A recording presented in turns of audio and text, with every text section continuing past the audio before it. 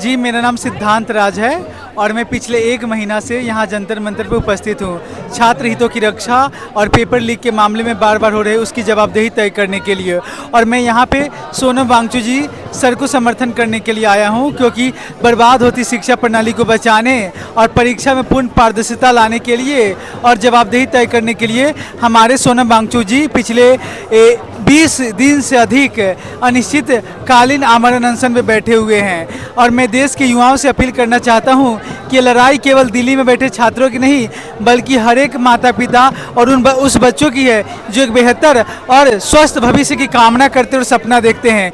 इसीलिए जो भी न्यायप्रिय नागरिक हैं, जो भी इंटेलेक्चुअल हैं, जो भी विद्यार्थी, विशेष तौर पर विद्यार्थी यहाँ पे आकर अपने अधिकारों के लिए अपनी आवाज़ को बुलंद करें। मैं यही कहना चाहता हूँ कि पिछले ये बार होती से परीक्षा लीक कब रुकेगा, और सरकार को जवाबदेही लेनी ही पड़ेगा, और आप किसी व्यक्ति को ऐसे मरने नहीं दे सकते हैं। मैं अभी पढ़ाई करता हूँ और मैं फिलॉसफी करता हूँ, और मैं विद्यार्थी होने के नाते मुझे पता है कि छात्रों के दुख क्या होता है जब पेपर लीक होता है, परीक्षा में असफल होने का दुख क्या होता है।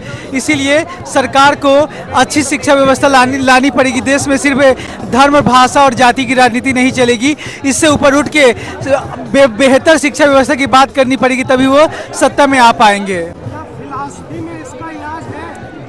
फिलॉसफी में क्या, फिलॉसफी एक नया विचार देता है कि, और फिलॉसफी में ये कहते हैं कि शिक्षा क्या है, शिक्षा जब तक दुरुस्त नहीं होगी तब तक सशक्त राष्ट्र का निर्माण असंभव है। स्वामी विवेकानंद के भी शिक्षा पे जोर देते थे, युवा शक्ति पे जोर देते थे। तो भारतीय मनुष्यों ने और भारतीय बुद्धिजीवियों ने शिक्षा के महत्व को ज़्यादा उजागर किया है। पंडित नेहरू जी हो चाहे बाकी लोग भी हो, शिक्षा के बारे में उनकी जो सपना था, सबसे बड़ा तो हमारे प्रेरणा स्रोत डॉक्टर बाबा साहेब अम्बेडकर थे, जिन्होंने कहा था कि शिक्षा वो शेरनी का दूध है, जो पिएगा उतना ही दहाड़ेगा। तो शिक्षा ही किसी भी राष्ट्र की बुनियाद होती है। शिक्षा में प्रहार राष्ट्र की बुनियाद पे प्रहार है। सरकार नहीं सुन रही क्या कहीं? वही तो सरकार को सुननी पड़ेगी, और अगर आप नहीं सुन रहे हैं तो फिर आप शिक्षा प्रेमी नहीं हैं, आप भिक्षा प्रेमी हैं, और भिक्षा जो मिलता है दान की चोरी कर रहे हैं। शिक्षा प्रेमी बनिए, भिक्षा प्रेमी मत बनिए। आप चंदन लगा रखा है, अपने भगवा पहन रखा है, जटा भी रख रखा है, क्या पीछे ये मेरी व्यक्तिगत आस्था है, मेरी धार्मिक आस्था है, और भारतीय जो संविधान है हर व्यक्ति को उसकी आस्था के मुताबिक जीने का अवसर प्रदान करता है। तो भगवा या तिलक लगाना, बीजेपी का समर्थन करना या गलत का समर्थन करना नहीं होता है। ज़रूर मेरे परिवार वाले या मेरे दादा दादी हमेशा से बीजेपी के समर्थक रहे हैं, उन्होंने वोट दिया है। इसका मतलब ये नहीं है कि जो हर बार जो अन्याय हो, जो हर बार पेपर लीक हो, उसके ऊपर आवाज़ न उठाए। अगर हम शांतिपूर्वक आवाज़ उठाए तो वो हमारी बात नहीं सुन रहे हैं। अगर वो हम बात सुन लेते शांतिपूर्वक तो हमें यहाँ पे सड़कों पे आने की ज़रूरत ही क्या थी।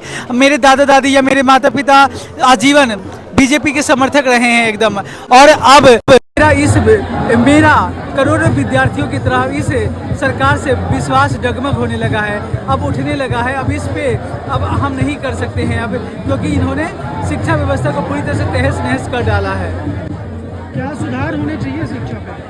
पूर्णतः शिक्षा व्यवस्था में सुधार होनी चाहिए, और जो यहाँ के लोगों ने मांग रखा है, आप एनटीए को भंग करो तत्काल, धर्मेंद्र प्रधान इस्तीफा दे और एक नई शिक्षा प्रणाली, नई शिक्षा व्यवस्था लाए ताकि क्वालिटी ऑफ एजुकेशन प्रदान करे। भारतीय यूनिवर्सिटी, भारतीय कॉलेज कोई भी टॉप 300 में नहीं आता है। ये भारत का दुर्भाग्य है कि शिक्षा व्यवस्था नीचे जाया जा रहा है, भारत की बुनियाद पर बार बार हमला होता है।